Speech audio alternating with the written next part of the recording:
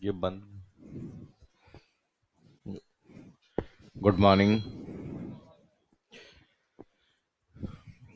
दी। देखिए, last class में हम लोगों ने फर्स्ट यूनिट में, ठीक है, जो बेसिक आपके जो टॉपिक्स दिए हुए हैं उसके बारे में डिस्कस किया था। ठीक है, जिसमें मेनली आपके जो टॉपिक्स आपके पूछे जाते हैं इस यूनिट में। ठीक है, जिसमें पहला टॉपिक आपके कंप्यूटर इंट्रोडक्शन से संबंधित दिया हुआ है इस यूनिट में, कि कंप्यूटर सिस्टम क्या होता है, जनरेशन्स क्या होती है, कंप्यूटर के टाइप्स क्या होते हैं। इसके बाद में आपको एक टॉपिक दिया जाता है जिसे इनपुट आउटपुट डिवाइस कहते हैं। ठीक है, जहां से एवरेज 2 क्वेश्चन आपके हर पेपर में आते हैं। एक सवाल इनपुट का पूछा जाता है और दूसरा कौन सा, आउटपुट। ठीक है, आपने ये क्वेश्चन भी सॉल्व कर लिए होंगे। ठीक है, ठीक है, तो उसमें से जैसे क्वेश्चंस आपके पूछे जाते हैं वो हमने पिछली क्लास में, ठीक है, आपने टेस्ट दिया होगा तो उसमें क्वेश्चंस आपने सॉल्व किए होंगे। अब देखो, इस वाले भाग में बाकी हार्डवेयर की जब बात की जाए तो हार्डवेयर वाले पार्ट में दो आपके पॉइंट और आते हैं। ठीक है, जिसमें एक सीपीयू होता है और दूसरा पार्ट कौन सा होता है, मेमोरी। लेकिन सीपीयू और जो मेमोरी का पार्ट है वो आपके अगली यूनिट में हम पढ़ेंगे। वहां पे सीपीयू ऑर्गेनाइजेशन है और मेमोरी ऑर्गेनाइजेशन है। ठीक है, जो कंप्यूटर ऑर्गेनाइजेशन और आर्किटेक्चर है वहां दिए हुए हैं वो टॉपिक।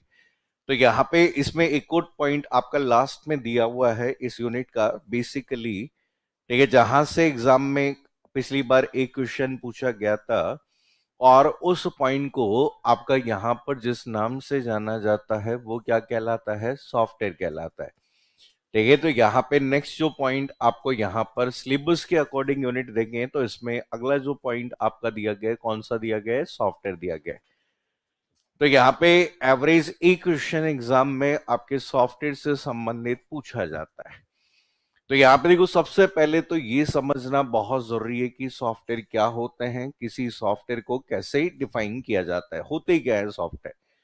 तो एक चीज ध्यान रखिए, कंप्यूटर में जब भी कोई भी कार्य करें, क्या कंप्यूटर बिना किसी निर्देश के काम कर सकता है?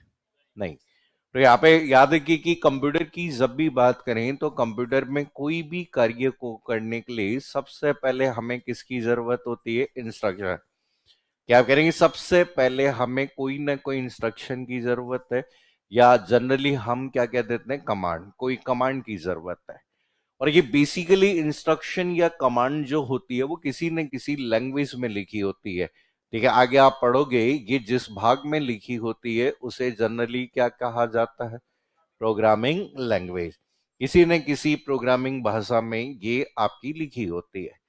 अभी ये जो इंस्ट्रक्शंस होती है, इन सभी इंस्ट्रक्शंस को हम एक भाग में ऑर्गेनाइज करते हैं। इंस्ट्रक्शन किसी पर्टिकुलर एक आपके कार्य के लिए कमांड देती है, लेकिन ये आपकी मल्टीपल इंस्ट्रक्शंस होती है जिन्हें आप आपस में कंबाइन कर लेते हैं और किसी पर्टिकुलर टास्क को परफॉर्म करवाना चाहते हैं, तो उसे हम किस नाम से जानते हैं, प्रोग्राम। तो यार कि जब भी आपके एग्जाम में पूछा जाए कि आपके निर्देशों का एक व्यवस्थित समूह जो यह बताता है कि कंप्यूटर को क्या करना है, तो उस भाग को क्या कहा जाता है, प्रोग्राम्स कहते हैं।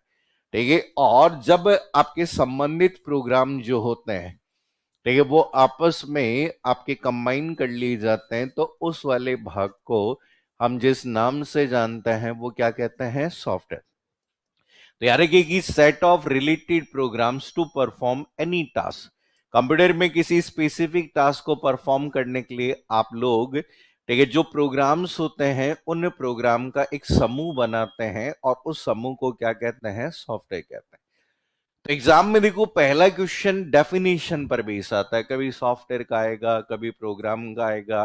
ठीक है, तो आपसे डायरेक्टली पूछे जाते हैं। तो सबसे पहले हेडिंग डालिए सॉफ्टवेयर, उसका मीन लिखते हैं।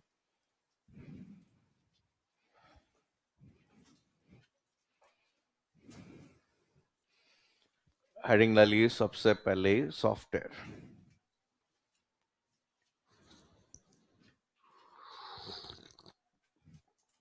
टेस्ट दिया था क्या? टेढ़ा ही पड़ता है, पता थोड़ी रहता है कि आज टेस्ट है। हम्म,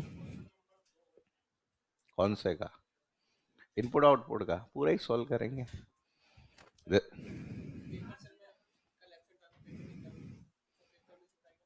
अब एग्जाम वाले दिन absent हो गए और अगले दिन गए कि साहब मैं आया नहीं था, पेपर मिल सकता है क्या?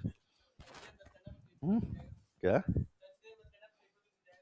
पेपर तो ले ही लोगे, पेपर तो किसी से भी ले सकते हो, लेकिन पेपर देखो इम्पोर्टेंट होता है कि ये, इसीलिए मैंने टेस्ट का जो सिस्टम बनाया है ना, वो बिना बताए लेने वाला बना है।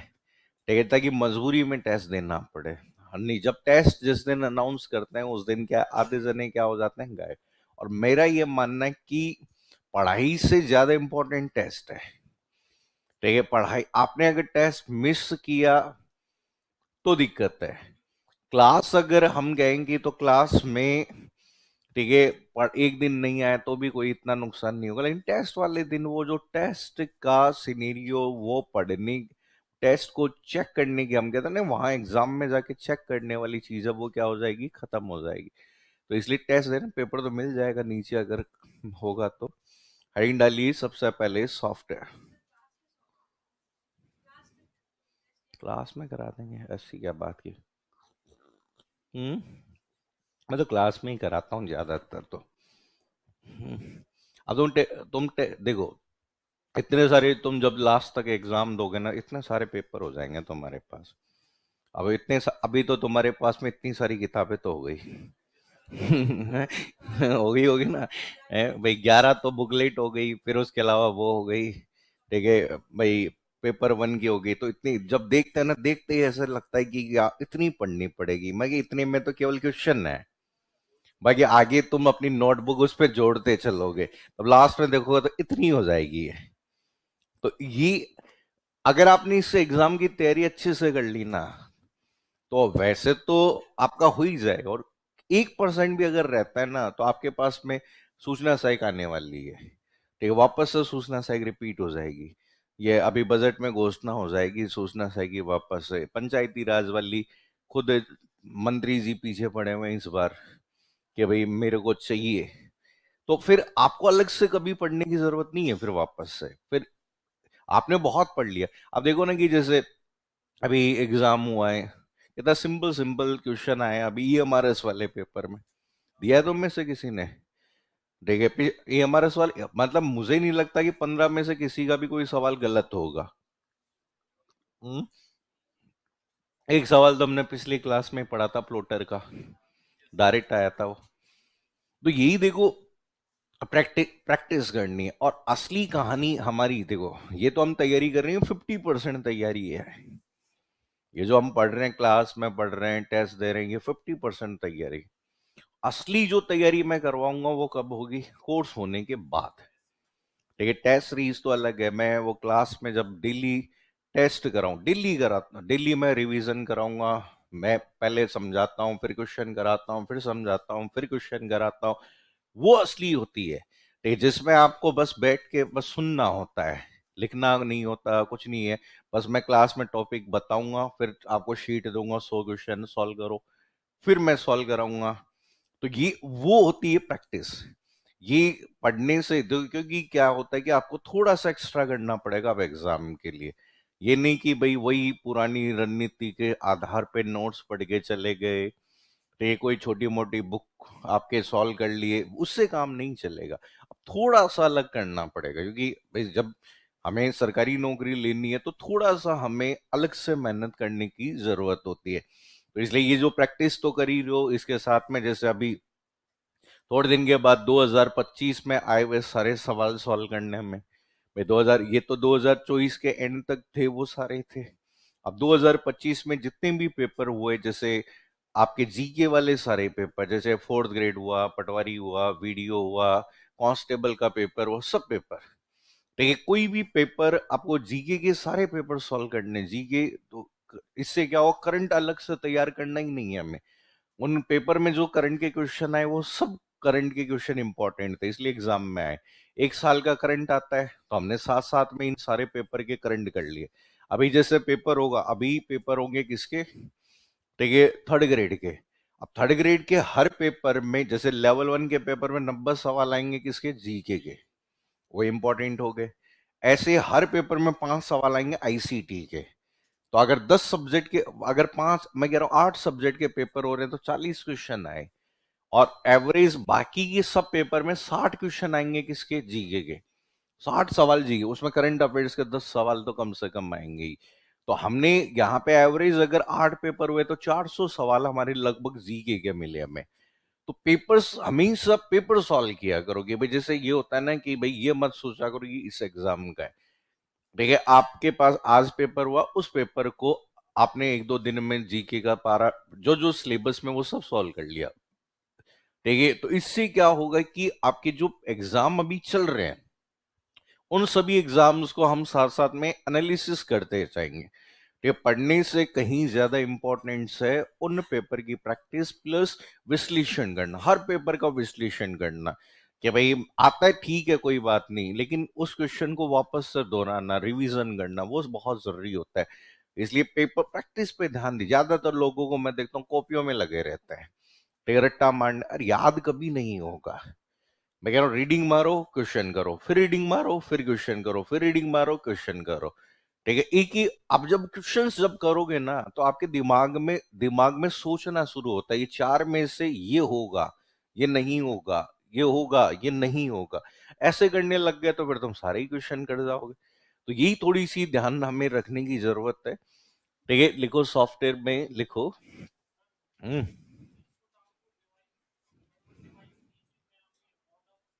हाँ,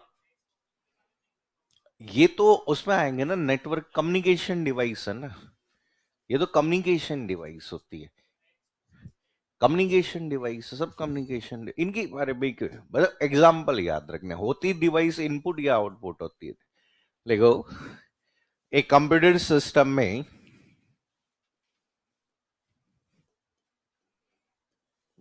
एक कंप्यूटर सिस्टम में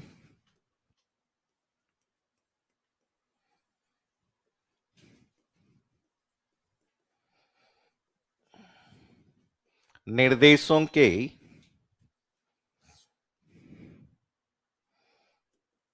निर्देशों के व्यवस्थित समूह को, निर्देशों के व्यवस्थित समूह को प्रोग्राम कहा जाता है, प्रोग्राम कहा जाता है, जो कंप्यूटर को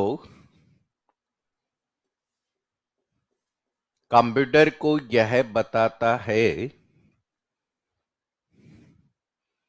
जो कंप्यूटर को यह बताता है कि क्या करना है,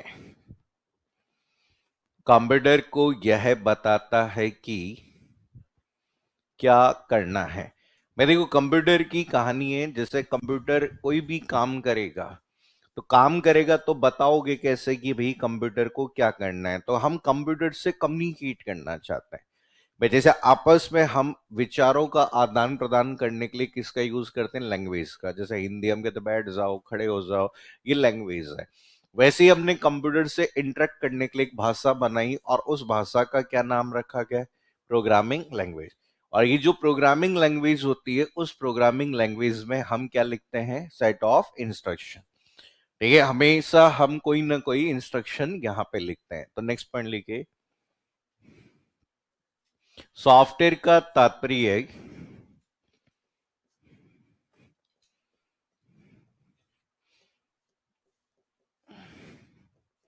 सॉफ्टवेयर का तात्पर्य प्रोग्रामों का एक व्यवस्थित समूह,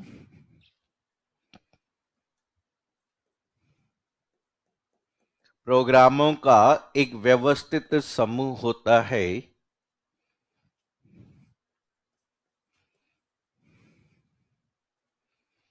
प्रोग्रामों का एक व्यवस्थित समूह होता है जिसका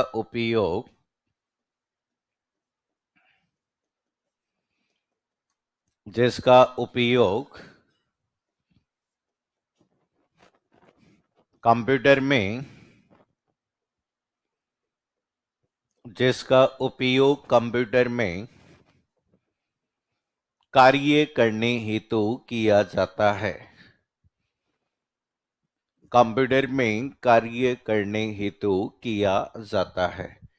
क्या आप कोई कार्य स्पेसिफिक टास्क करना चाहते हैं, जैसे गाना सुनना चाहते हैं, मूवी सुनना चाहते हैं, मूवी देखना चाहते हैं, ब्राउजिंग करना चाहते हैं, ठीक है, कंट्रोल करना चाहते हैं, कॉन्फ़िगर करना चाहते हैं, मैनेज करना चाहते हैं, तो ये सभी कार्य करने के लिए हम किसी न किसी सॉफ्टवेयर का यूज करते हैं। अब होता क्या है, ठीक, जनरली जैसे आपके पास में कोई भी सॉफ्टवेयर है, देखिए सॉफ्टवेयर आपके कहीं ना कहीं अवेलेबल होता है। जैसे मान लीजिए आपका कोई सॉफ्टवेयर हो सकता है किसी आपके स्टोरेज मीडिया में, ठीक है, मान लीजिए कोई स्टोरेज मीडिया है, उस स्टोरेज मीडिया में सॉफ्टवेयर हो सकता है। स्टोरेज मीडिया मतलब, ठीक है, आपकी कोई भी डिवाइस हो सकती है, जैसे सीडी हो सकती है, डीवीडी हो सकती है, आपकी पेन ड्राइव हो सकती है, उसमें हो सकता है।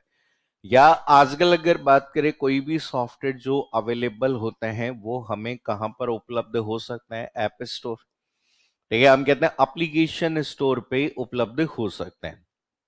एप्लीकेशन स्टोर जैसे आपने नाम सुना होगा, जैसे गूगल का प्ले स्टोर आता है, एप्पल का ऐप स्टोर होता है, ऐसा। लेकिन कंप्यूटर सिस्टम की जब भी बात करेंगे तो कंप्यूटर में इन सभी सॉफ्टवेयर को, अब देखो कंप्यूटर सिस्टम में ये जितने भी सॉफ्टवेयर होंगे उन सभी को हमें कॉपी करना होगा यहां से यहां। इस जगह हम कहते हैं कि यहां से ये किसी पार्ट में, और जहां पर हम कंप्यूटर में कॉपी करते हैं उस वाले भाग को जनरली किस नाम से जानते हैं, हार्ड डिस्क कहते हैं। तो यहां पर हम इन पर्टिकुलर पार्ट को यहां से कॉपी करते हैं, और कॉपी करने के लिए हमने देखा होगा, अगर हम विंडोज ऑपरेटिंग सिस्टम यूज कर रहे हैं तो एक फाइल को रन करते हैं, जो कि फाइल कौन सी फाइल होती है, डॉट ईएक्सी, ठीक है। अगर आप किसका यूज कर रहे हो, विंडोज, ठीक है, विंडोज ऑपरेटिंग सिस्टम, ईएक्सी का मतलब कौन सी फाइल होती है, एग्जीक्यूटेबल फाइल, ठीक है। इस फाइल को आपको क्या करना होता है, रन करना होता है।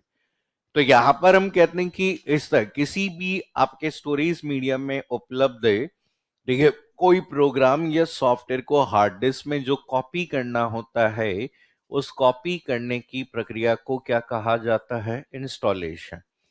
ठीक है, ऑप्शन आ जाता है, डाउनलोडिंग कहते हैं, अपलोडिंग कहते हैं, ऐसा क्वेश्चन आता है। तो यहां पर आप कहीं से भी, जैसे आप पेन ड्राइव में आपके पास सॉफ्टवेयर है, लेकिन उस सॉफ्टवेयर को आप तब तक रन नहीं कर पाते जब तक उसे कहाँ इंस्टॉल नहीं कर देते, कंप्यूटर में। और कंप्यूटर में कॉपी करने की प्रक्रिया को क्या कहलाती है, इंस्टॉलेशन। तो लिखो, नेक्स्ट पॉइंट लिखो, अगला पॉइंट लिखिए, एक प्रोग्राम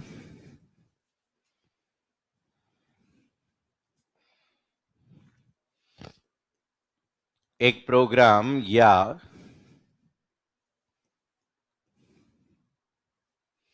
एक प्रोग्राम या सॉफ्टवेयर को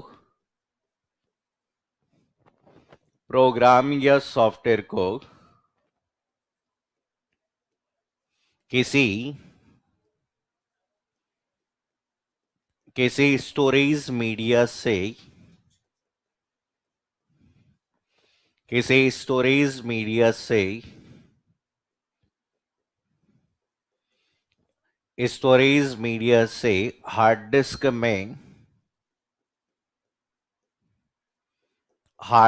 में कॉपी करने की प्रक्रिया को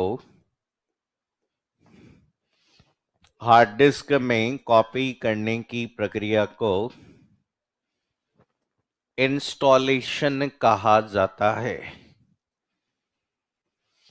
हार्ड डिस्क में कॉपी करने की प्रक्रिया को इंस्टॉलेशन कहा जाता है।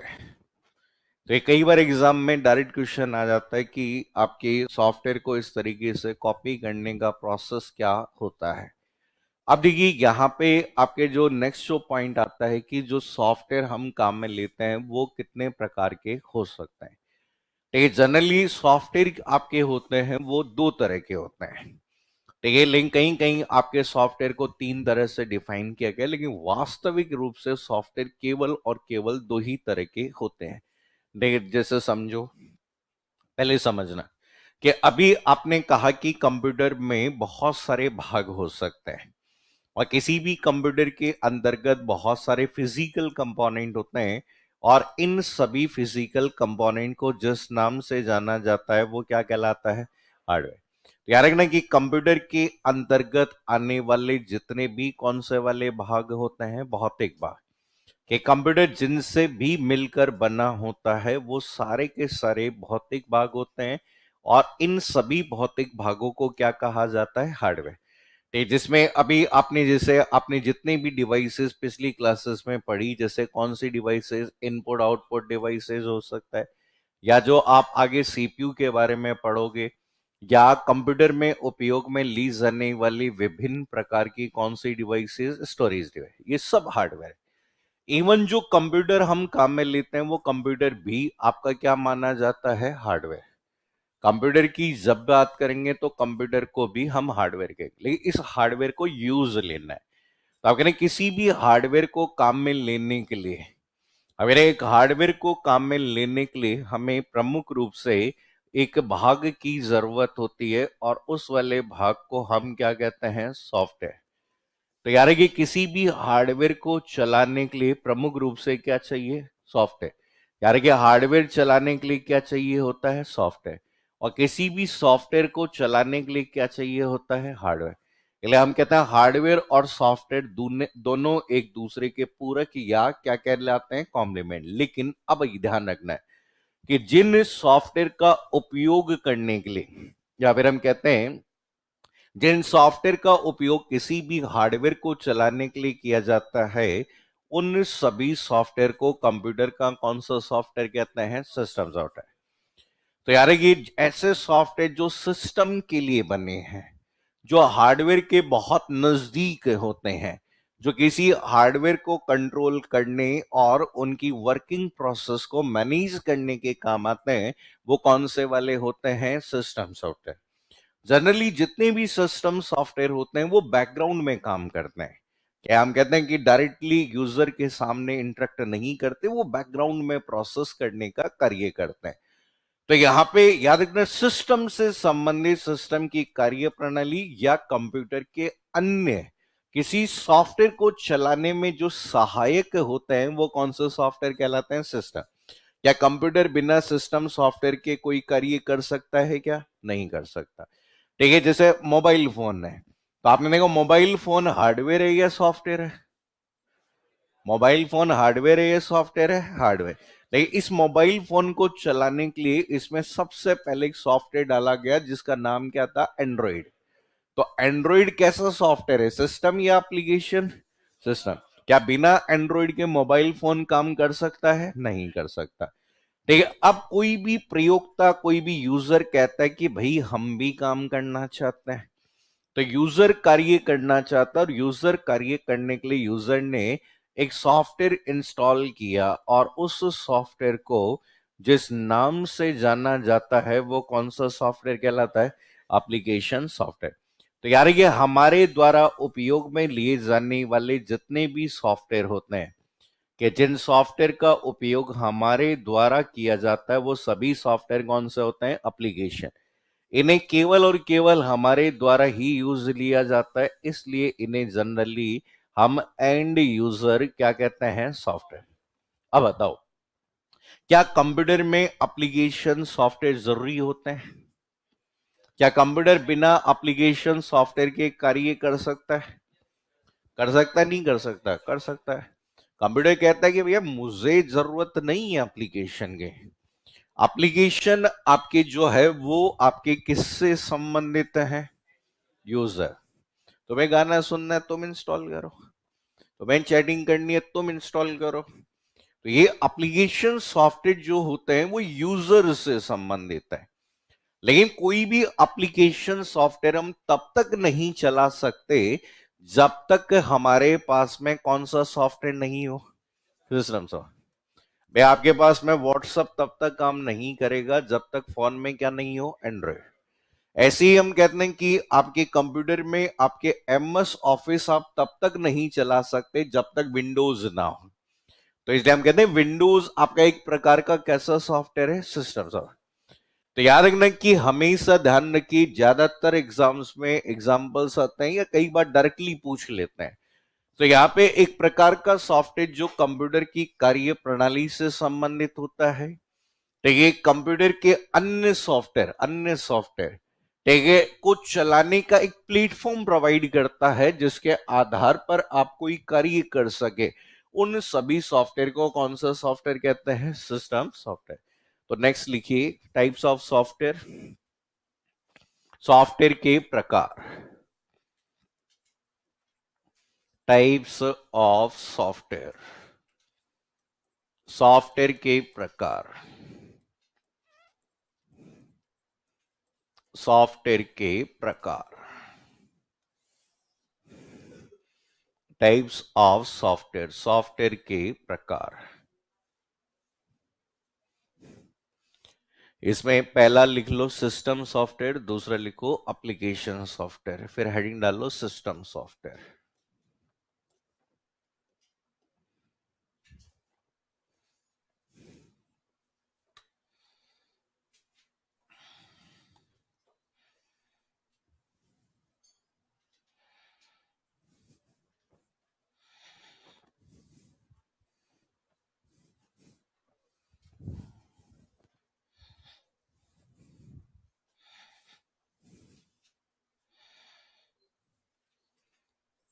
नेक्स्ट वीक टेस्ट लूंगा मैं, कंप्लीट यूनिट टेस्ट। अभी तो टॉपिक टेस्ट चल रहे हैं, अब अगली वीक आपका कौन सा होगा? Unit test. क्योंकि जैसे इस यूनिट में basic introduction, types of computer, characteristics, generation, history, input device, output device, software, number system, जो तुम पढ़ रहे हो, भाई नंबर सिस्टम प्रोग्रामिंग में पढ़ ही रहे हो, तो ये आज जैसे मेरे हिसाब से आजकल में खत्म हो ही जाएगा। तो फिर इसके बाद भी इस यूनिट में ये जितने भी पॉइंट्स हैं वो सारे कवर हो जाएंगे। तो यहाँ पे पिछली बार 11 सवाल आए थे, तो हम एवरेज मान के चलें कि 10 सवाल भी आए तो 10 के 10 हमारे सही होने चाहिए। तो यहाँ पर हम अगली वीक इसका यूनिट टेस्ट लेंगे। ठीक है, वही 100 क्वेश्चन, 2 घंटे आपको मिलेंगे पूरे पेपर को सॉल्व करने में।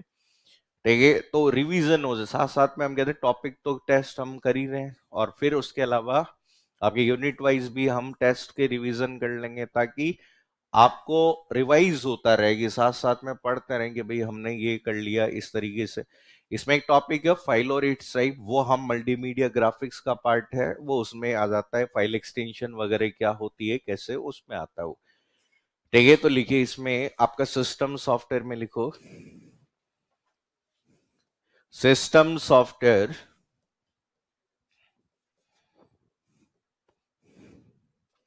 सिस्टम सॉफ्टवेयर एक प्रकार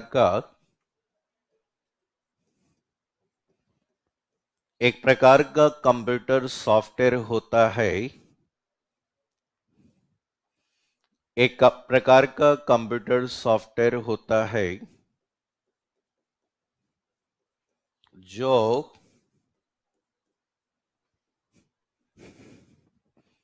जो हार्डवेयर के नजदीक होता है।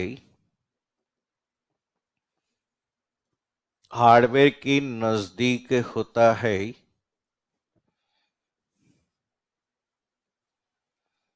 हार्डवेयर के नजदीक होता है तथा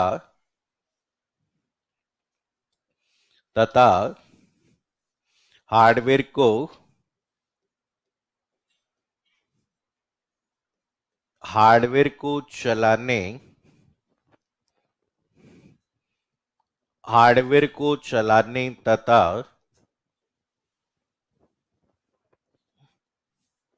हार्डवेयर को चलाने तथा इसकी कार्य प्रणाली को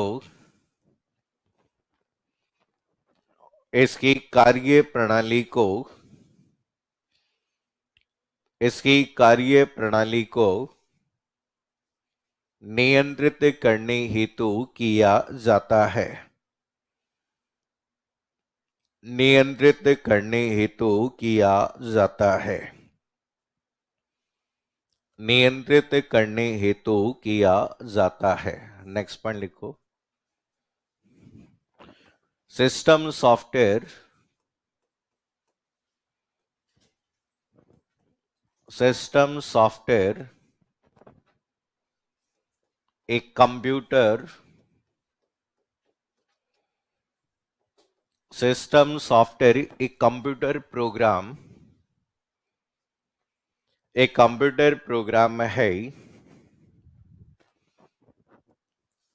कंप्यूटर प्रोग्राम है जिसे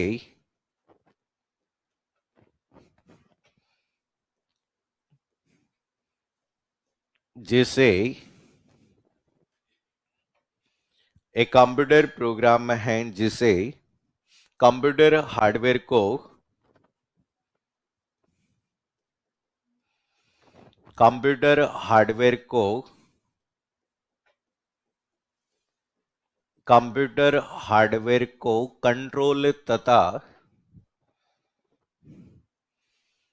कंप्यूटर हार्डवेयर को कंट्रोल तथा मैनेज करने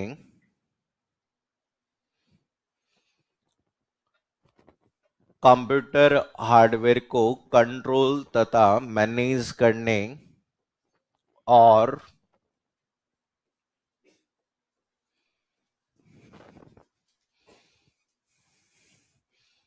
और एप्लीकेशन प्रोग्राम को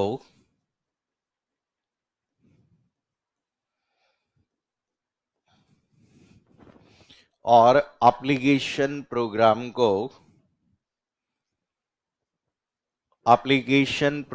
को चलाने के लिए एप्लीकेशन प्रोग्राम को चलाने के लिए एक प्लेटफॉर्म में प्रदान करने हेतु एक प्लेटफॉर्म में प्रदान करने हेतु प्लेटफॉर्म में प्रदान करने हेतु डिजाइन किया गया है।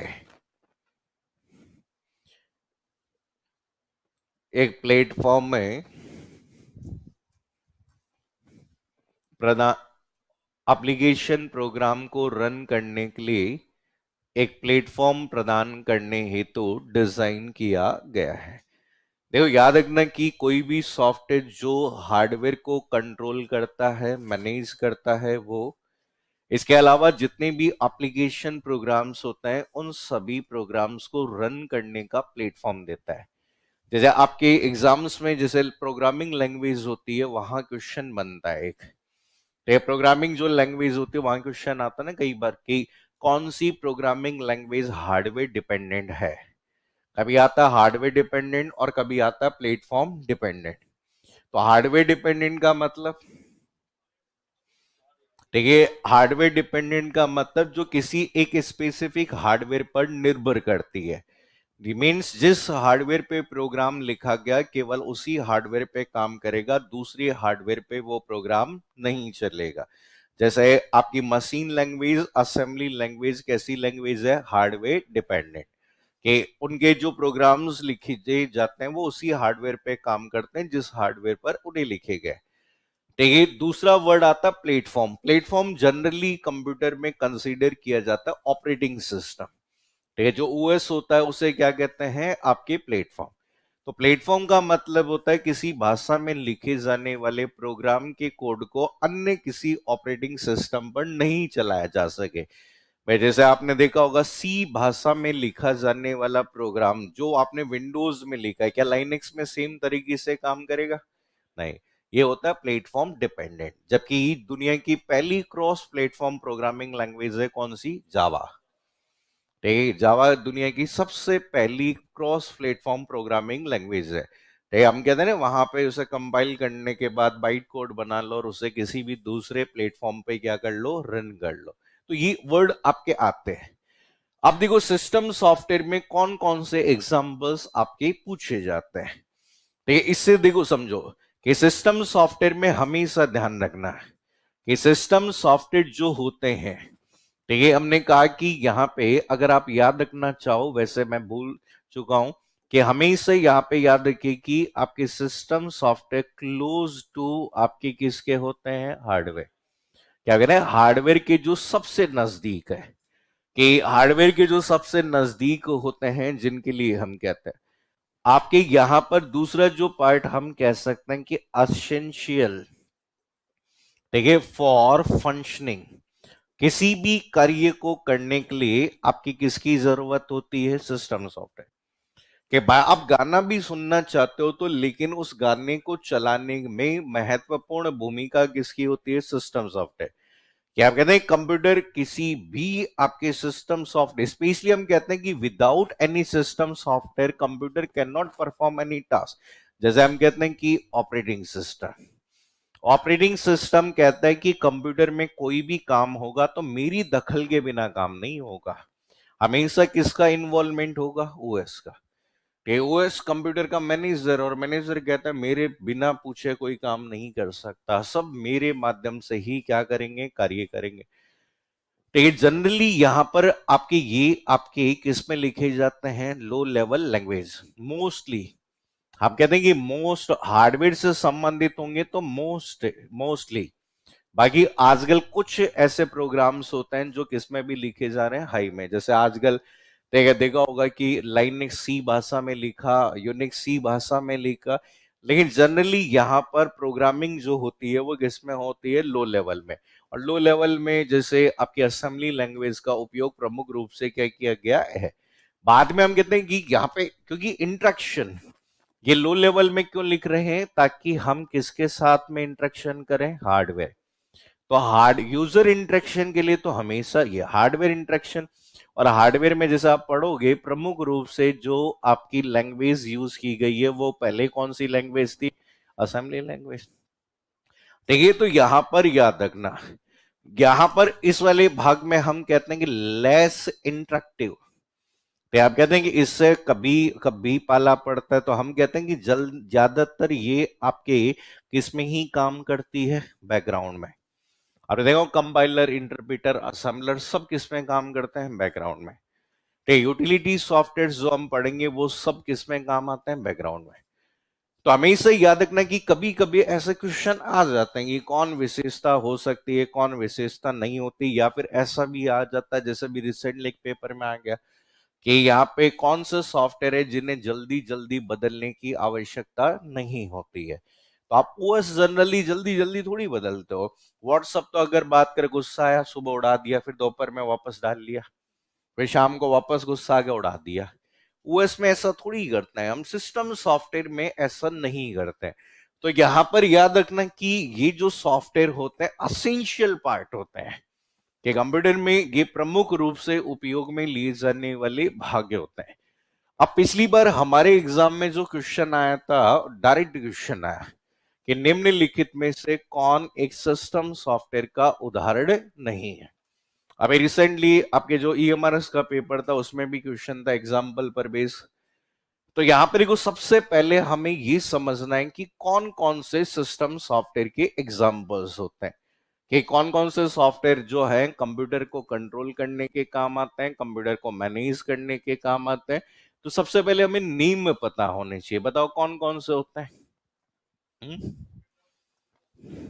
सिस्टम सॉफ्टवेयर पूछा जाए तो मुख्य रूप से कौन कौन से सिस्टम सॉफ्टवेयर के टाइप्स हो सकते हैं?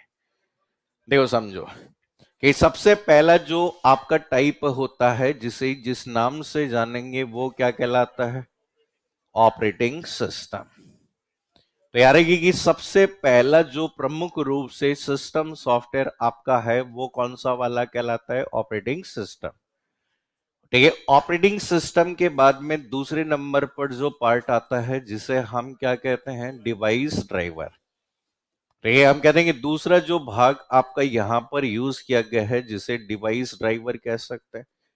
डिवाइस ड्राइवर के बाद में एक रोम के अंतर्गत निर्माता द्वारा लिखे जाने वाले प्रोग्रामों का एक सेट होता है जिसे क्या कहते हैं?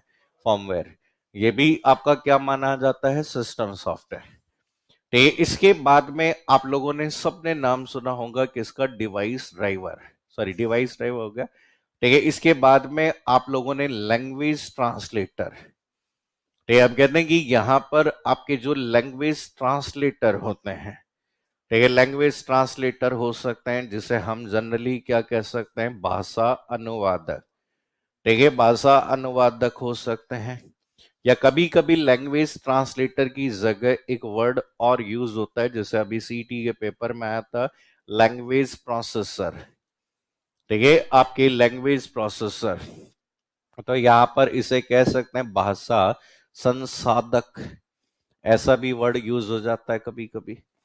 इसके बाद में एग्जाम में अगला जो पॉइंट आता है, जैसे कौन सा सॉफ्टवेयर होता है, यूटिलिटी सॉफ्टवेयर। तो ये आपका यूटिलिटी सॉफ्टवेयर, यूटिलिटी सॉफ्टवेयर। तो यहां पर देखो, ये जितनी भी आपके सॉफ्टवेयर की कैटेगरीज मानी जाती है, क्या कह रहे हैं, ये जो आपके ऑपरेटिंग सिस्टम हो गया, डिवाइस ड्राइवर हो गया, ये सब सिस्टम सॉफ्टवेयर के पार्ट है। अब जैसे पिछली बार क्वेश्चन आया था तो उसमें नाम दे दिया गया डेटाबेस सॉफ्टवेयर। डेटाबेस सॉफ्टवेयर किसका उदाहरण होता है? किसका उदाहरण होता है? एप्लीकेशन सॉफ्टवेयर का उदाहरण माना जाता है। तो पहले नाम लिखो, फिर एक एक करके इनको समझाता हूं। ऑपरेटिंग सिस्टम तो पूरी यूनिट है आपके, अलग से पढ़ेंगे हम। ठीक है, डिवाइस ड्राइवर क्या होते हैं, ये सब चीजें हम यहां पर ध्यान रखने वाली चीजें हैं। इन सबको एक एक करके हम यहां पे अभी पढ़ेंगे एग्जांपल्स के साथ में।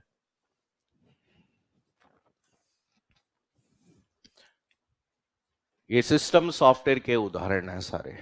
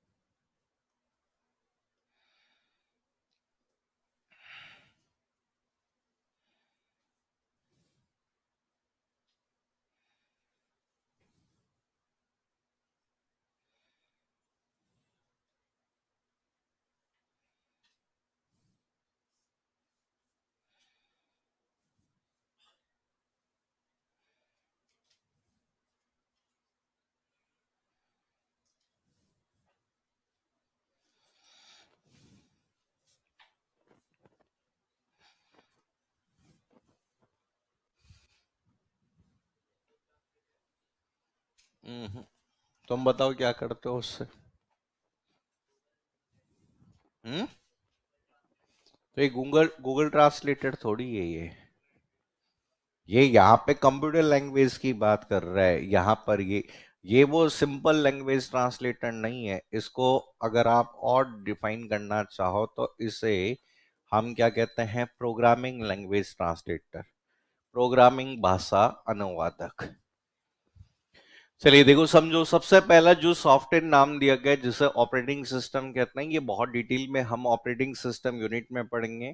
आप सभी को पता है कि कंप्यूटर का जो सबसे महत्वपूर्ण सॉफ्टवेयर माना जाता है वो कौन सा माना जाता है? Operating system. तो याद रखिए कि अभी जैसे हमने कहा कि कंप्यूटर के अंतर्गत, तो कंप्यूटर के अंतर्गत जितने भी भौतिक भाग होते हैं उन सभी को हम क्या कहते हैं? हार्डवेयर। अब इस हार्डवेयर को चलाने के लिए किसी सॉफ्टवेयर को सबसे पहले इंस्टॉल किया जाता है, और इस सॉफ्टवेयर को देखिए जिस नाम से जाना जाता है वो कौन सा कहलाता है? Operating system. ये ऑपरेटिंग सिस्टम इंस्टॉल हो जाता है तो ही आप यहां पर कंप्यूटर में अन्य सॉफ्टवेयर इंस्टॉल कर सकते हो, जिसे कौन सा सॉफ्टवेयर कहते हैं? Application software. तो अभी इतना याद रखिए कि यहाँ पे ऑपरेटिंग सिस्टम एक सिस्टम सॉफ्टवेयर होता है, और ये सिस्टम सॉफ्टवेयर किसी भी कंप्यूटर के अंतर्गत, ठीक है, हार्डवेयर या अन्य सभी संसाधनों को नियंत्रण और मैनेज करता है। इसके अलावा इस हार्डवेयर को इंटरेक्ट करने की अनुमति देता है, जिसे हम सामान्य रूप से किस नाम से जानते हैं? User interface. जो आपने नाम सुने होंगे, सीएलआई, और कौन से इंटरफेस? जीयूआई। तो ये सीएलआई और जीयूआई इंटरफेस जो मिलते हैं वो कौन प्रदान करता है? Operating system. अभी बस इतना सा लिख लो, एक लाइन लिख लो बस। ऑपरेटिंग सिस्टम पहला।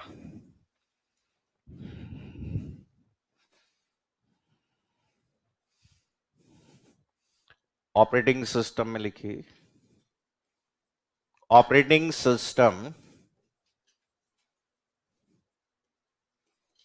ऑपरेटिंग सिस्टम एक ऑपरेटिंग सिस्टम एक सिस्टम सॉफ्टवेयर है। सिस्टम सॉफ्टवेयर है जिसका उपयोग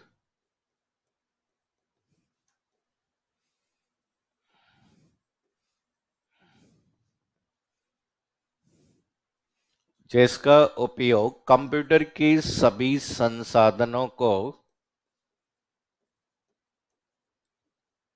कंप्यूटर के सभी संसाधनों को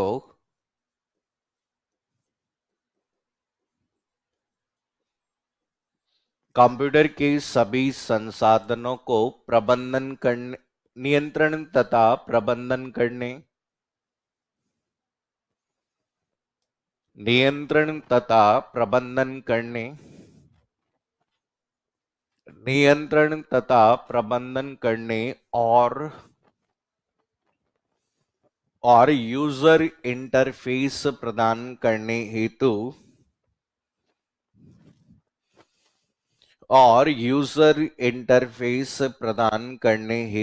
किया जाता है। यूजर इंटरफेस प्रदान करने हेतु किया जाता है। तो यहां पे देखो, याद रखना कि जैसे एग्जाम्पल के तौर पे, जैसे आप सबने नाम सुना होगा, किसका नाम सुना होगा? MS Windows. आप सभी को पता है कि MS विंडोज कौन सी कंपनी का है? माइक्रोसॉफ्ट। ठीक है, तो विंडोज के जितने भी संस्करण हो सकते हैं, ठीक है। ऐसे आपने नाम सुना होगा ऑपरेटिंग सिस्टम, जिसे हम क्या कह सकते हैं? Mac operating system. ठीक है, ये कौन सी कंपनी का है? Apple.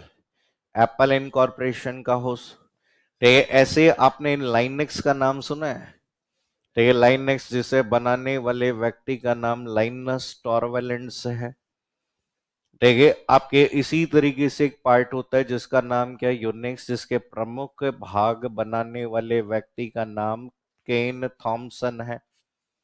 Kemps Thompson, Dennis Ritchie और उनके सहयोगियों ने मिलकर इसे बनाया है।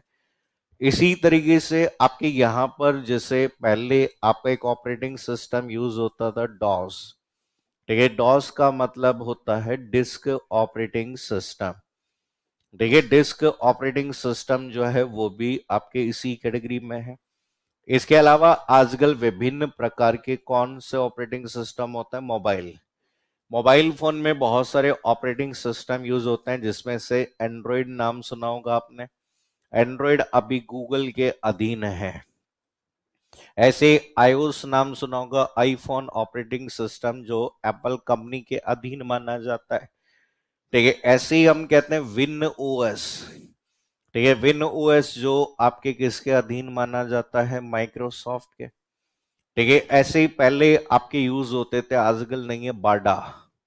ठीक है, बाडा आपके कौन सी कंपनी का था? सैमसंग। ठीक है, पहले हम कहते हैं कि जो सैमसंग कंपनी है, ठीक है, उसके अंदर किसका यूज होता था? बाडा का। ऐसे ही हम कहते हैं कि आपके सैमियन। ठीक है, सैमियन कौन से? नोकिया। ठीक है, ऐसे बहुत सारे ऑपरेटिंग सिस्टम हो सकते हैं, जैसे ब्लैकबेरी। ठीक है, ब्लैकबेरी ओएस होता है। कोई बता सकता है तुम में से जियो के फोन आए तो उसमें कौन सा था? जियो के फोन आए थे ना, एंड्रॉइड फोन। एंड्रॉइड नहीं थे वो, जियो के फोन आए थे। उस फोन में एक ऑपरेटिंग सिस्टम आया था, उसका नाम क्या था? काई ओएस। क्या था? काई ओएस। ये सब मोबाइल बेस है। अब कई बार एग्जाम में ऐसे क्वेश्चन आ जाते हैं कि कौन सा मोबाइल ऑपरेटिंग सिस्टम का उदाहरण होता है या नहीं होता है। देखिए, तो या तो डायरेक्ट आ जाएगा ऑपरेटिंग सिस्टम का उदाहरण है, कभी क्वेश्चन आ जाएगा कि कौन सिस्टम सॉफ्टवेयर का उदाहरण है, ऐसा क्वेश्चन भी आ जाता है। एंड्रॉइड का सबसे लेटेस्ट वर्जन कौन सा है? नाम name of the latest version of Android mobile operating system.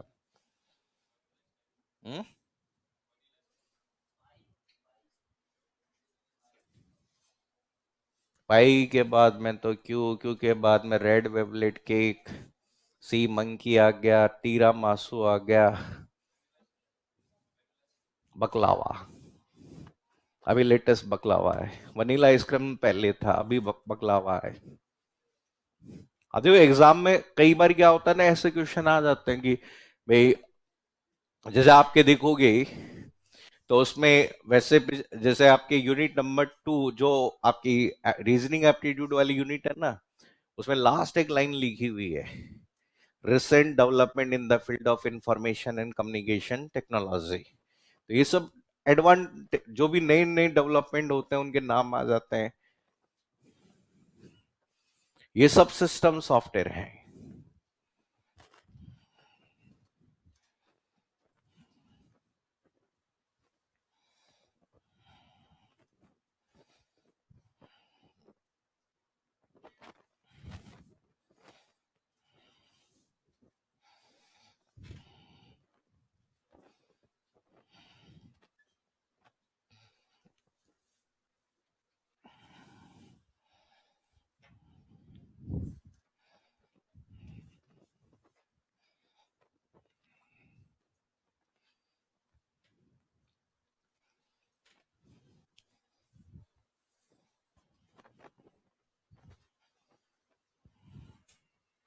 हो गया नोट? चलिए देखो समझो। तो यहां पे देखो फर्स्ट पॉइंट जो एग्जांपल पर बेस सिस्टम सॉफ्टवेयर में ऑपरेटिंग सिस्टम, बाकी तो पूरा डिटेल में पढ़ेंगे। ओएस एक पूरी यूनिट आपकी यहां पर दी गई है। अब इसके बाद में देखो अगला जो सॉफ्टवेयर दिया गया है जिसका नाम क्या कहलाता है, डिवाइस ड्राइवर। लेकिन नेक्स्ट जो पार्ट आपका यहां पर दिया गया है जिसे डिवाइस ड्राइवर के नाम से जाना गया है, तो डिवाइस ड्राइवर क्या होता है वो हमें यहां पर समझना है कि आपकी डिवाइस ड्राइवर को हम किस तरीके से हम डिफाइन कर सकते हैं। देखो समझो कि अभी आपने कहा कि कंप्यूटर के अंतर्गत बहुत सारे हार्डवेयर होते हैं। ठीक है, कुछ हार्डवेयर जो है कंप्यूटर के प्राइमरी हार्डवेयर होते हैं। प्राइमरी हार्डवेयर में कौन, जैसे कीबोर्ड हो सकता है, माउस हो सकता है, ठीक है, मॉनिटर हो सकता है, ये सभी कंप्यूटर के कौन से कहलाते हैं, प्राइमरी। लेकिन कंप्यूटर में कुछ डिवाइसेस होती है जो एक्सटर्नली कनेक्ट होती है। तो कंप्यूटर में एक्सटर्नली रूप से जुड़ने वाले भाग को कंप्यूटर में क्या नाम दिया गया है, पेरिफेरल डिवाइस। क्या कहा गया है, पेरिफेरल डिवाइस। अब देखो समझो एक्चुअल में होता है क्या है कि कंप्यूटर में, ठीक है भाई, आपने कहा कि साहब कंप्यूटर के अंतर्गत कोई भी फिजिकल कंपोनेंट्स थे और उन सभी फिजिकल कंपोनेंट को हार्डवेयर का। अब आपने कहा कि सर ठीक है, हार्डवेयर को चलाने के लिए, आपने कहा कि हार्डवेयर को चलाने के लिए हमें सिस्टम सॉफ्टवेयर की जरूरत होगी, और उस सिस्टम सॉफ्टवेयर को हमने इंस्टॉल कर दिया, और उस सिस्टम सॉफ्टवेयर को जिस नाम से जाना गया है वो कौन सा कहलाता है, operating system. Basically operating system is not a single software, ये सिंगल कोई प्रोग्राम नहीं है, सिंगल सॉफ्टवेयर नहीं है, ये एक पैकेज सॉफ्टवेयर है। इसमें बहुत सारे सॉफ्टवेयर आपके इनबिल्ट होते हैं। ऑपरेटिंग सिस्टम में आपने देखा होगा कि बहुत सारे सिस्टम प्रोग्राम्स भी अवेलेबल है, यूटिलिटी प्रोग्राम्स भी अवेलेबल है। इसके अलावा सिस्टम सॉफ्ट आपके कुछ इनबिल्ट ऐप भी होती है। आपने देखा ओएस जैसे इंस्टॉल करते हैं तो इंस्टॉल करते ही आपके नोटपैड आ जाता है, वर्ड पैड आ जाता है, एमएस पेंट आता है, विंडोज एक्सप्लोरर, लेकिन वो सिस्टम प्रोग्राम्स नहीं है, वो आपकी एसेसरीज कहलाती है जो विंडोज के साथ आती है। तो यहां पे देखो आपने कहा कि कोई भी कार्य, अब यूजर है, यूजर कोई भी सॉफ्टवेयर, जैसे हम कहते हैं कि आज हमारी बात करें तो आज हम कोई भी कंप्यूटर सिस्टम की बात करें, अब कोई भी यूजर है। अब यूजर जिस सॉफ्टवेयर का उपयोग करता है वो सॉफ्टवेयर कौन सा सॉफ्टवेयर माने जाते हैं, कौन से सॉफ्टवेयर माने जाते हैं, एप्लीकेशन सॉफ्टवेयर। अब आप कोई भी एप्लीकेशन सॉफ्टवेयर यूज कर रहे हैं जिसके माध्यम से का, अब आपने कमांड दी कि भाई कंट्रोल+P क्या करो, प्रिंट करो। तो यहां पे आप प्रिंट करना चाहते हैं, तो प्रिंट करने के लिए आपने यहां पर कमांड दी, तो ये कमांड आपके सबसे पहले कौन लेता है, ओएस। अब ऑपरेटिंग सिस्टम कहता है कि ठीक है भैया तुम्हें आपकी प्रिंट करवाना है, लेकिन प्रिंट करने के लिए रिस्पॉन्सिबल कौन होता है, हार्डवेयर। और हार्डवेयर की जब भी बात करें तो यहां पर हार्डवेयर के लिए जब भी बात करें तो हार्डवेयर आपका कौन सा वाला हार्डवेयर होता है, जैसे प्रिंटर। हालांकि भैया आपको प्रिंट करना है तो ठीक है, प्रिंटर करेंगे, लेकिन ऑपरेटिंग सिस्टम कहता है कि भाई मैं उस प्रिंटर को कैसे एनेबल करूं। ठीक है, ऑपरेटिंग सिस्टम जब बनाया गया तो उस समय कुछ प्रोग्राम्स आपके ऑलरेडी इंस्टॉल कर दिए गए कि भाई कीबोर्ड, अगर तुम्हें कीबोर्ड जोड़ दे तो चला लेना, माउस जोड़ दे तो चला देना, मॉनिटर जोड़े तो जोड़ लेना। लेकिन प्रिंटर, यहां पर ऑपरेटिंग सिस्टम कहता है कि प्रिंटर चलाना है। प्रिंटर कैसे चलाऊं मैं? ठीक है, ऑपरेटिंग सिस्टम क्या है? प्लेटफॉर्म। ऑपरेटिंग सिस्टम क्या है? प्लेटफॉर्म। अब ऑपरेटिंग सिस्टम कहता है कि भाई मैं कैसे इस हार्डवेयर को चलाऊं। ठीक है, मुझे इस हार्डवेयर को चलाना ही नहीं आता, तो प्रिंटर कहता है कि ठीक है, तुम्हें चलाना नहीं आता तो लेकिन हमें आपको यहां पर, ठीक है, उस पर्टिकुलर पार्ट में हम अपना एक चलाने वाला साथ में लेकर आए हैं, जिसका नाम क्या है?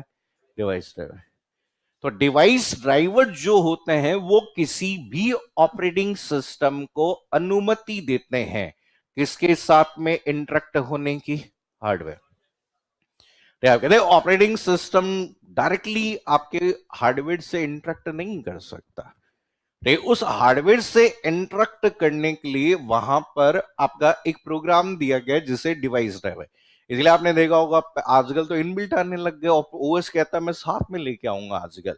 नहीं, वंस अपॉन ए टाइम जब आपके P4 पीसी आते थे उस समय आपको देखो हर चीज की सीडी आती थी। आपने देखा होगा शुरुआत में साउंड के ड्राइवर डालो, ग्राफिक्स के ड्राइवर डालो, लैन के ड्राइवर डालो, ब्लूटूथ का ड्राइवर, सबके ड्राइवर डालने पड़ते थे। आजकल जो जितने भी जरूरी ड्राइवर जो विंडोज 7 से, ठीक है, वैसे तो विंडोज विस्टा वाले में भी थोड़े बहुत आ गए थे, एक्सपी तक तो कुछ था ही नहीं। एक्सपी तक तो हर चीज का ड्राइवर आपको इंस्टॉल करना पड़ रहा था। ठीक है, अब यहां पर हम कहते हैं कि अब ऑपरेटिंग सिस्टम में केवल वही ड्राइवर इंस्टॉल करने हैं जो पेरिफेरल डिवाइसेस के लिए होते हैं। आपने देखा होगा कि भाई अगर सैमसंग का प्रिंटर लाया हो गया, सैमसंग का लाया हो, मुझे नहीं आता, ड्राइवर डालो। तो हम पहले उस सैमसंग के साथ में जो सीडी आती है उसमें से प्रोग्राम को क्या करते हैं? इंस्टॉल करते हैं। अब वेब कैमरा लाओ, बोले कौन सी कंपनी का? कैनन का, मुझे नहीं आता क्या, तो आपको पहले उसके क्या डालने पड़ेंगे? ड्राइवर। या तो आप सीडी से इंस्टॉल कर लो, और आजकल तो सारे गूगल पे मिल जाते हैं। अभी आप उनकी आधिकारिक वेबसाइट पे जाओ और वहां से जाकर भी आप क्या कर सकते हो? इंस्टॉल। तो यहां पे याद है कि डिवाइस ड्राइवर वह सिस्टम प्रोग्राम होता है जो ऑपरेटिंग सिस्टम को हार्डवेयर के साथ में इंटरेक्ट करने की क्या देता है? सुविधा देता है। ठीक है, ताकि वो काम कर सके, कोई ऑपरेशन परफॉर्म कर सके। आप जैसे ही किसी डिवाइस को सीधा जोड़ लो, जैसे प्रिंटर खरीद के लाओ और उसको यूएसबी से जोड़ दो, ठीक है, और या तुरंत मैसेज आ जाएगा, डिवाइस इज नॉट रिकॉग्नाइज। वो कहते हैं मैं जानता ही नहीं इसको, कौन है ये। आप जैसे ही उसका ड्राइवर इंस्टॉल कर दोगे नीचे आ जाएगा डिवाइस, यहां पे device driver is successfully install, device is recognise successfully. अब वो कहता है अब जानता हूं मैं, अब चला सकता हूं। तो लिख लो बस एक पॉइंट, डिवाइस ड्राइवर। नेक्स्ट में लिखो डिवाइस, इसमें लिखिए डिवाइस ड्राइवर। डिवाइस ड्राइवर एक सिस्टम में प्रोग्राम है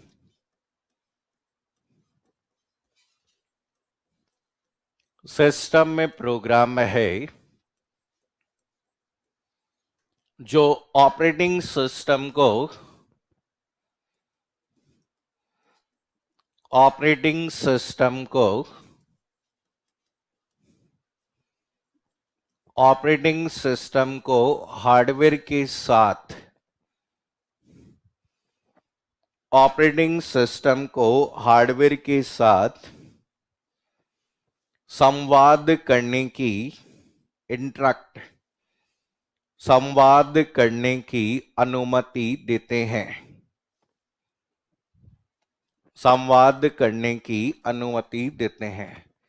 ठीक है, या फिर ऐसा भी कह सकते हैं कि किसी विशेष, हम कहते हैं कि ऐसा भी वर्ड बोल सकते हैं कि interact with a specific hardware. हम कहते हैं कि किसी विशेष हार्डवेयर के साथ में संवाद करने के लिए। ठीक है, जैसे कि आपके पास में अलग अलग भाग हैं, जैसे मान लो कि साउंड कार्ड है, ग्राफिक्स कार्ड है, लैन कार्ड है, तो उनके लिए भी हम यूज करते हैं। जैसे तो इसलिए हम कहते हैं अलग अलग ड्राइवर हो सकते हैं, ग्राफिक्स के ड्राइवर हो सकते हैं, साउंड के ड्राइवर हो सकते हैं, हर चीज के लिए। तो हम कहते हैं कि आपको याद रखना हर डिवाइस को अपना क्या चाहिए? ड्राइवर चाहिए। ऐसा थोड़ी है कि यहाँ पे 2 ट्रक ले आए, एक में ड्राइवर बैठा दिया, अब दूसरा ट्रक चलाने के लिए भी तो क्या चाहिए उसमें, ड्राइवर। और हर चीज का ड्राइवर अलग अलग होता है। तुम्हें साइकिल चलानी आती है, तुम कहा साहब मैं तो चलानी आती है, मैं ड्राइवर हूं, ट्रक चला ले। तो ट्रक का ड्राइवर अलग, प्लेन चलाने का ड्राइवर अलग, हर चीज का ड्राइवर क्या होता है, अलग अलग। देखिए वो स्पेसिफिकली उसी के लिए क्या किया गया है, डिजाइन किया गया है। ठीक है, इसके बाद में देखो आपका अगला जो भाग आपका होता है, जो वर्ड यूज किया गया है, जिसका नाम क्या कहा गया है, फर्मवेयर। तो ये फर्मवेयर वैसे आप डिटेल में पढ़ोगे जब रोम पढ़ाऊंगा उस समय। तो याद रखिए कि आपके रोम के अंतर्गत निर्माता के द्वारा लिखे जाने वाले प्रोग्रामों का एक समूह होता है, और इस समूह को क्या कहा गया है, फर्मवेयर कहते हैं। कि प्री इंस्टॉल्ड प्रोग्राम जो आपकी एक मेमोरी में अवेलेबल होते हैं। ठीक है, जैसे आपके फर्मवेयर बोल सकते हैं, क्या आपका एक वर्ड यूज होता है, कौन सा, बायोस। बायोस का मतलब क्या होता है, बेसिक इनपुट आउटपुट सिस्टम। तो ये प्रोग्राम आपके कंप्यूटर को चलाने में सहायक होता है। और पिछली बार क्वेश्चन आया था कि यहाँ पे कंप्यूटर को चलाने वाले बूटिंग प्रोग्राम कहाँ स्थित होते हैं, रोम में। कहाँ होते हैं, रोम में। प्रोग्राम कौन से होते हैं, बायोस। किसका भाग होते हैं, फर्मवेयर का। तो यहाँ पर पिछली बार ज्यादातर लोगों ने, बस क्वेश्चन की लैंग्वेज ही तो मारता है, पिछली बार ज्यादातर लोगों ने बायोस कर दिया, जबकि बायोस तो प्रोग्राम में जो स्थित कहाँ होता है, रोम में। तो यार कि रोम में निर्माता के द्वारा लिखे जाने वाले प्री इंस्टॉल्ड प्रोग्राम्स होते हैं, उन प्रोग्रामों के समूह को क्या कहा गया है, फर्मवेयर कहते हैं। भाई आपने देखा मोबाइल फोन खरीदा तो उसमें पहले से प्रोग्राम आते हैं, जिसे हम यूजर चेंज नहीं कर सकते, क्योंकि वो कौन सी मेमोरी में, रोम। रोम का मतलब रीड ओनली मेमोरी। इसीलिए तो एप्पल कंपनी वाले को अभी, देखिए भारत सरकार ने लेटर लिखा कि जब भारत में तुम्हें आईफोन लॉन्च करने हैं तो तुम इन सभी फोन के अंदर, ठीक है, हमारी संचार सारथी ऐप को प्री इंस्टॉल करके, तो ताकि अगर बात करें यहां पर कोई इसे हटा ना सके। मैं आज ऐप तो आप अपनी मर्जी से हटा सकते हो, मेरी मर्जी है मैं ऐप इंस्टॉल करूं या नहीं करूं, लेकिन अगर रीड ओनली मेमोरी में प्री इंस्टॉल होगी तो आप हटा थोड़ी सकते हो, नहीं हटा सकते। वो तो रीड निर्माता ही हटा सकता है। तो सरकार आप पे कंट्रोल लेना चाहती है। अभी तक हम कहते हैं ना कि जैसे अभी तक सरकार को बस इतना ही पता है कि तुम कहां और किधर हो। अब आगे अगर बात करें, सरकार ये भी चाहती है कि तुम कहां, किधर और किसके साथ और क्या कर रहे हो, सब इंफॉर्मेशन मैसेज ट्रैक करेंगी। अभी तो लोकेशन ट्रैक हो रही है।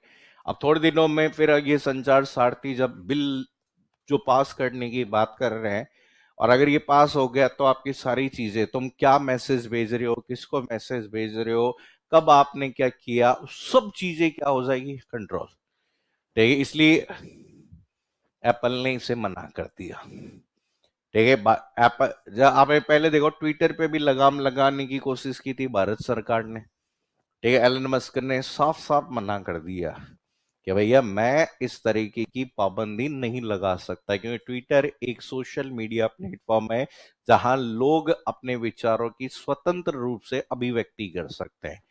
ठीक है, इसीलिए तो हम ना आए दिन ट्विटर ट्रेंड चला देते हैं। ठीक है, तो जो ट्विटर ट्रेंड चलता है तो पूरी दुनिया को दिखता है वो, कि इस देश में हो क्या रहा है।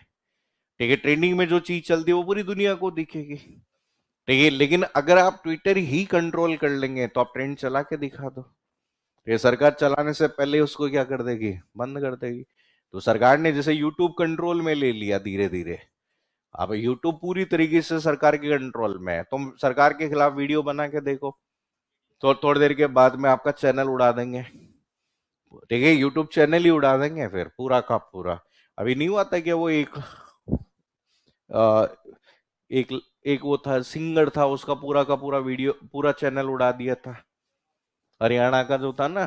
हाँ, तो ये हम कहते हैं ना कि अब वही है ना कि पूरी पूरी तरीके से सरकार कंट्रोल में रखती है।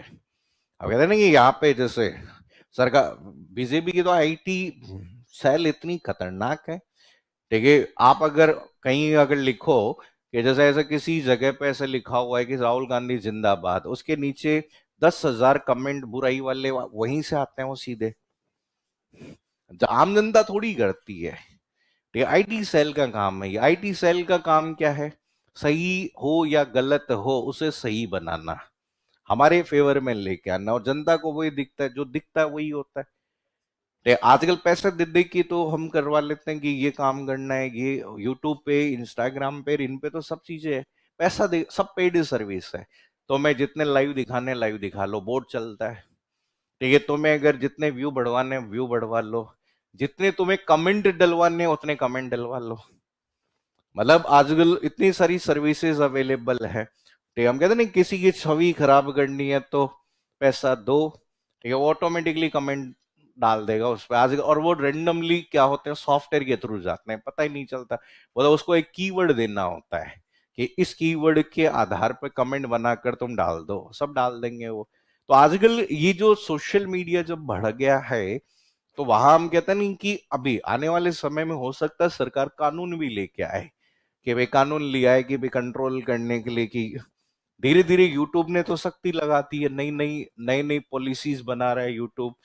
ठीक है, लेकिन पॉलिसीज से कुछ नहीं होगा। अब जिस जिस दिन बिल आ जाएगा ना, उस दिन जैसे होता है ना कि भारत में साइबर क्राइम को रोकने के लिए 17 अक्टूबर 2000 को आईटी अधिनियम 2000 लागू किया गया। अबे अभी मान लो पासवर्ड कोई चोरी कर रहा है तो उसकी सजा क्या है? ये प्रावधान 17 अक्टूबर 2000 से लागू हुआ कि कोई चोरी का फोन खरीद ले तो उसके लिए क्या प्रावधान है, कोई सॉफ्टवेयर में छेड़छाड़ कर दे उसका प्रावधान, ये सब आईटी एक्ट में आए। तो वैसे ही हम आने वाले समय में आपकी ये सभी चीजें हैं। जैसे अभी आईटी एक्ट में संशोधन हुआ 66A, जिसे पहले क्या था, सूचनाओं की स्वतंत्र रूप से अभिव्यक्ति, लेकिन उसमें अमेंडमेंट करके क्या कर दिया गया कि वो सभी टिप्पणी शामिल नहीं हो सकती है जो किसी अन्य व्यक्ति को क्षति पहुंचाती है या उसे ठेस पहुंचाती है। ठीक, उसमें अमेंडमेंट करके 66A लेके आए, और उस अमेंडमेंट के बेस पर तो तुम लिखो कुछ भी, उठा के ले जाते हैं। मेरा हरेसमेंट हुआ, मेरा ये हुआ, और तीन इसमें नॉन बेलेबल जेल है, बेल भी नहीं है इसमें, 3 साल की सजा है। ठीक है, मिनिमम 3 साल की सजा है इसमें। ठीक है, तो ये सब चीजें आपकी कंट्रोल करने के तरीके हैं। तो याद रखना, अभी जैसे रिसेंटली एग्जाम में क्वेश्चन आए, पेपर में, पटवार में था किसी में, कि निम्नलिखित में से किसमें लिखे प्रोग्राम को जल्दी जल्दी बदलने की जरूरत नहीं होती, किसमें, रोम में। और रोम में कौन से प्रोग्राम होते हैं, फर्मवेयर। जैसे इस क्लास में कैमरा लगा हुआ है, इस कैमरा को ऑपरेट करने वाला जो सॉफ्टवेयर है जिसे फर्मवेयर कहते हैं, जो कहां पर है, रोम में।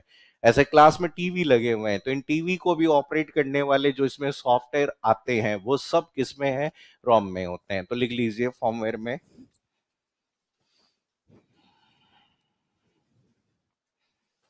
यह है एक विशेष प्रकार का, यह है एक विशेष प्रकार का, विशेष प्रकार का सिस्टम सॉफ्टवेयर होता है, विशेष प्रकार का सिस्टम सॉफ्टवेयर होता है जिसे जिसे सीधे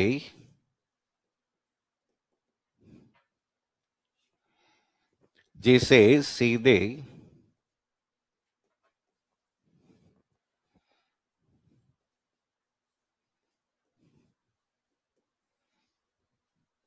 कंप्यूटर की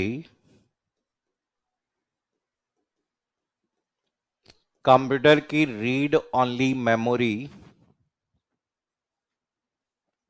कंप्यूटर की रीड ओनली मेमोरी, कंप्यूटर की रीड ओनली मेमोरी में रखा जाता है, रीड ओनली मेमोरी में रखा जाता है।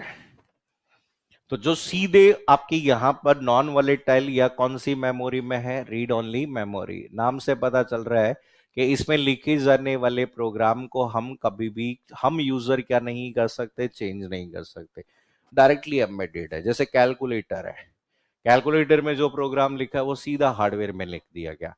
ठीक है। ऐसे ही आपका यहाँ पे आजकल ये जितने भी रिमोट होते हैं, चाहे वॉशिंग मशीन का हो गया है, या इनको कंट्रोल करने वाले जो प्रोग्राम्स होते हैं वो डायरेक्टली, जैसे आप डिजिटल वॉच यूज कर रहे हो तो उसके जो प्रोग्राम्स है वो डायरेक्टली क्या किया गया एंड, तो एक तरीके से हम इनका यूज करते हैं लो लेवल।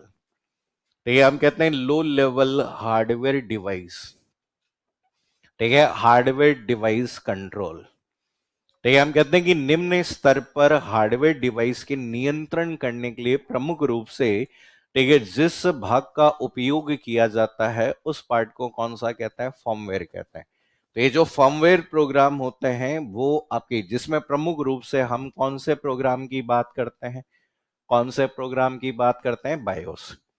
तो आप कह रहे हैं जो डायरेक्टली पहले से इंस्टॉल्ड प्रोग्राम में जिसमें एक बायोस होता है और बहुत सारे इनपुट आउटपुट डिवाइस को नियंत्रण करने वाले प्रोग्राम्स होते हैं, जिन्हें हम किस नाम से जानते हैं, डिवाइस ड्राइवर। तो जो डिवाइस ड्राइवर जो एक्सटर्नली हम इंस्टॉल करते हैं वो तो है ही है, इसके अलावा ऑलरेडी जो पहले से आपके कंप्यूटर के लिए जरूरी होते हैं, ठीक है, उन सभी को भी किसमें शामिल किया जाता है, इसी पार्ट में शामिल किया जाता है। ठीक है, इतना आप रिवाइज करो, याद करो। तो ये इसे हम कंटिन्यू कल करेंगे, बाकी के बचे हुए सॉफ्टवेयर।